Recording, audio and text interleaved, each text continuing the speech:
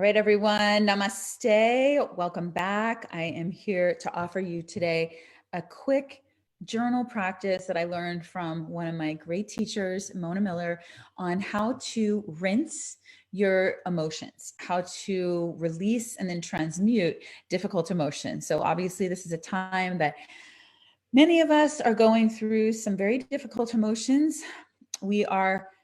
We're facing a crisis collectively on the largest global scale that most of us have ever seen in our lifetimes.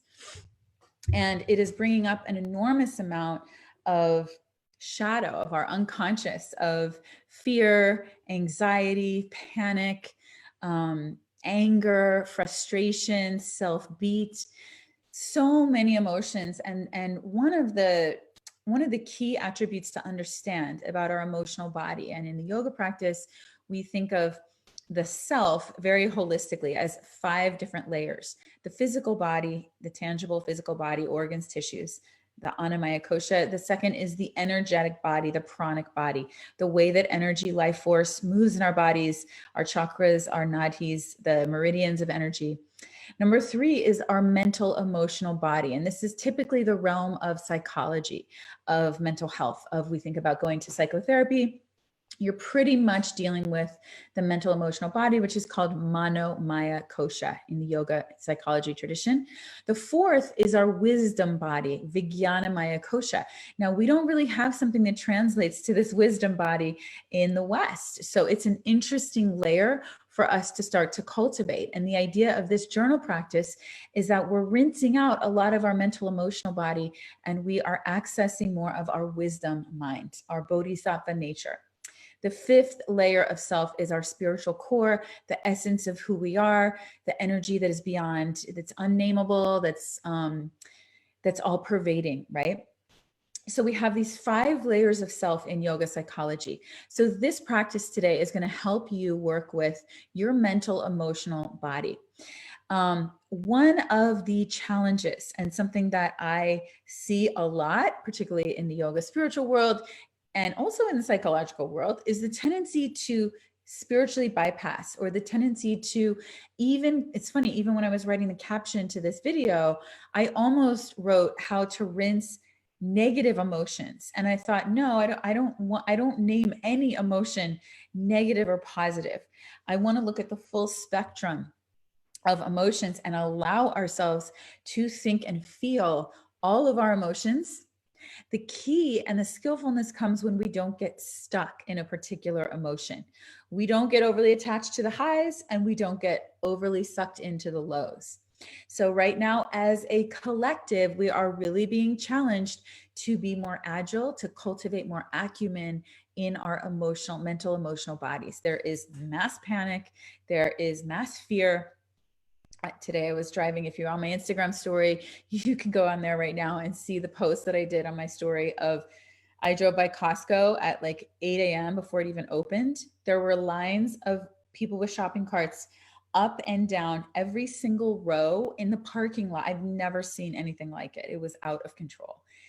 Hundreds of people lined up with empty shopping carts to rush into Costco when it opened.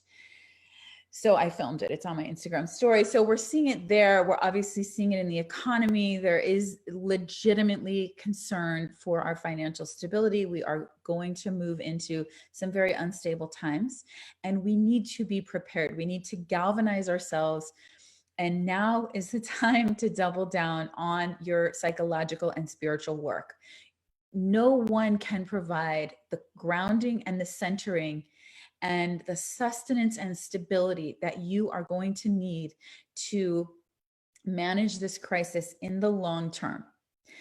If you follow me for very long, you know that I do not sugarcoat things. I am all about telling the truth. The truth will set you free. I don't think things are either negative or positive. I see that it's all part of it. This is all part of life. But the truth is that we are in the midst of a crisis. I've been on several calls in the last few days with a lot of different types of advisors, from national transportation and trade. I've been on calls with teams like that. I've been on calls with people on Wall Street financially. I've been on calls with my own financial advisors. I've been on calls. Today I was on a call with a medical expert here in Los Angeles and one of the national experts, and talking to very small, behind the scenes groups of people, giving information that is very serious. This is not going to be a short-term crisis. And we are certainly not getting all of the information from our lay news. Everyone is talking about that on these calls. It's very important that you are not just relying on CNN, NBC, wherever you get your news. You are not just relying on those sources, that you are really doing your due diligence to seek out more credible, in-depth sources of information. In general, the information that I have been hearing is that this is a months-long journey that we are looking at. And we are not being told the numbers, in the actual, coronavirus and pandemic. And the truth is that we are never going to know the numbers because we're never going to all be tested, especially here in America. That's an aside. I don't want to get into that, but I want to put it in context that we are in for the long haul. We are in for a long journey together. And it is crucial that you double down on your practices. So this is a practice today for you this is one of my mainstay practices to work with my mental, emotional body, that Manomaya Kosha body. It's very simple.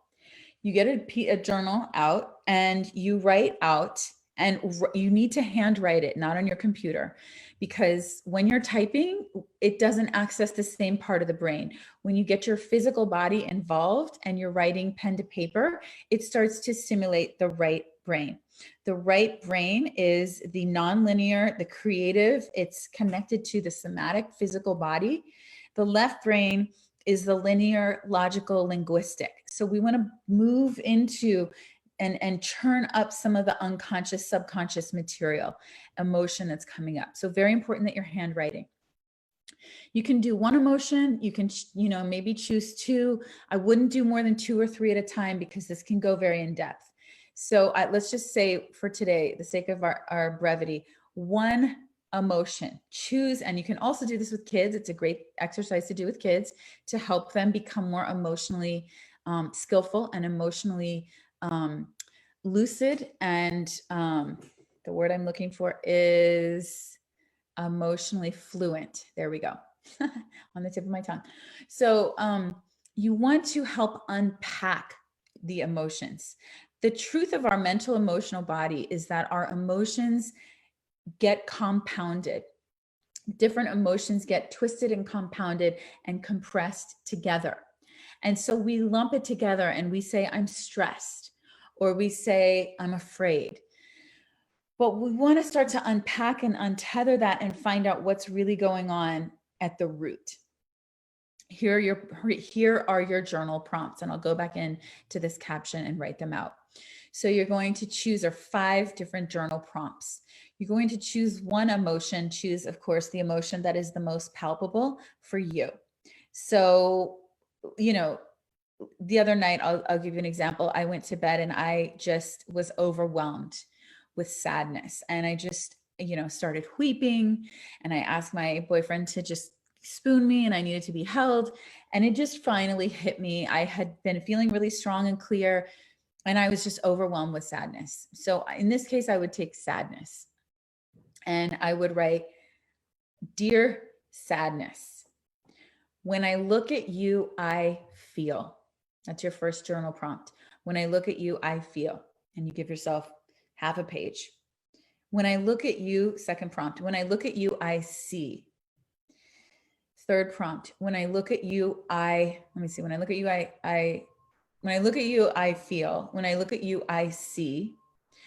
You act like, and you remind me of. So when I look at you, I see. When I look at you, I feel.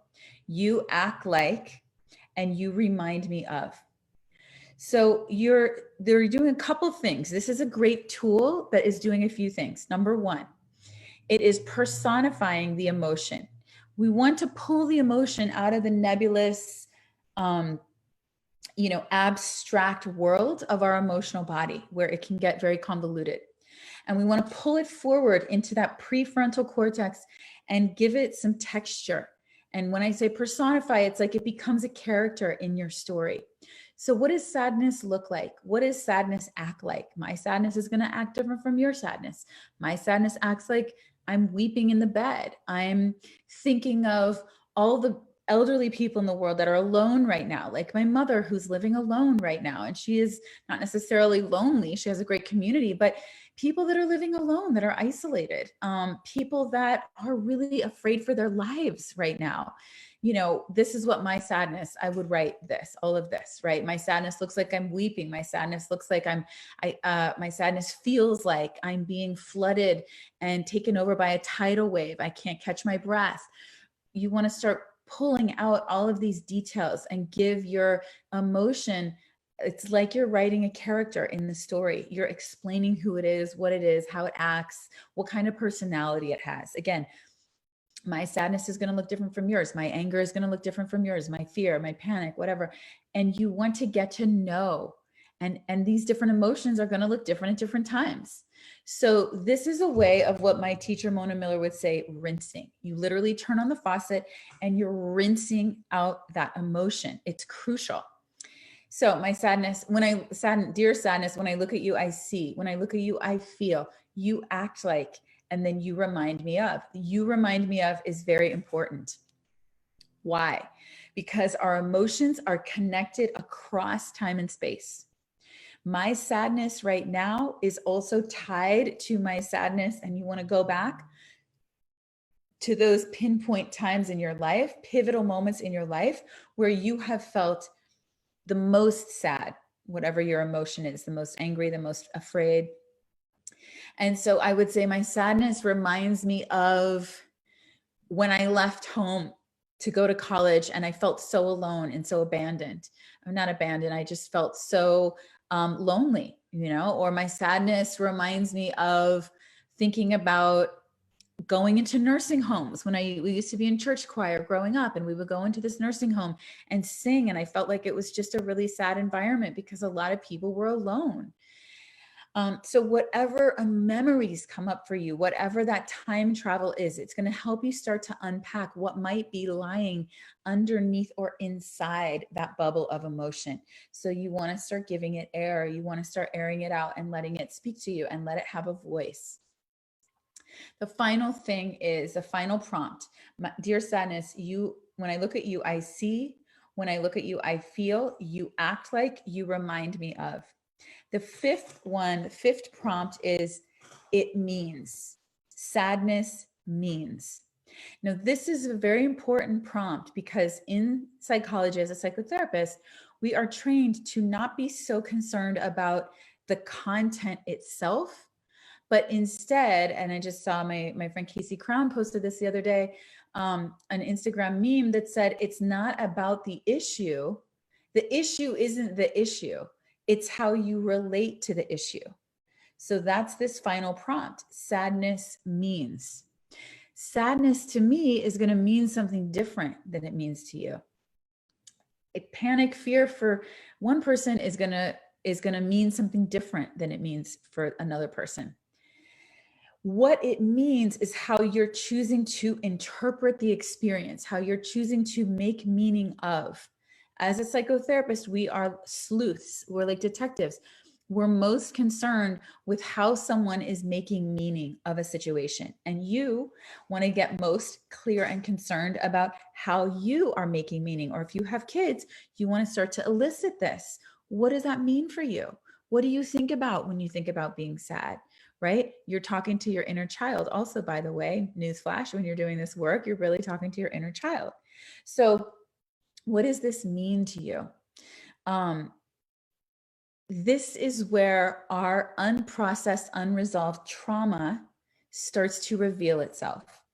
How we are relating to any situation in the world, any situation in our life is directly related to our past experience, and particularly any unresolved trauma that we are now projecting onto this experience, and it is informing the way that we are responding. So that's why when we get into crisis moments like this, it is the most opportune time for us to do our healing work. I know you guys know this. I'm preaching to the choir right now, but it's just a reminder. And this is a very practical tool, this journal exercise that I do all the time.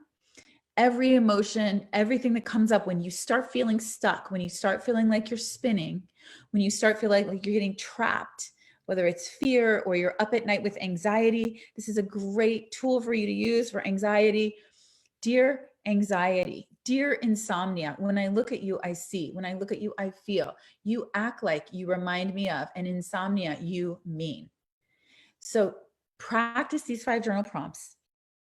And there's a whole other step. This is sort of phase 1, but it's going to help you get this emotion up and out of your body, up and out of your psyche, get it onto paper so it is living somewhere else, not just in your own head and heart. So, so, so important.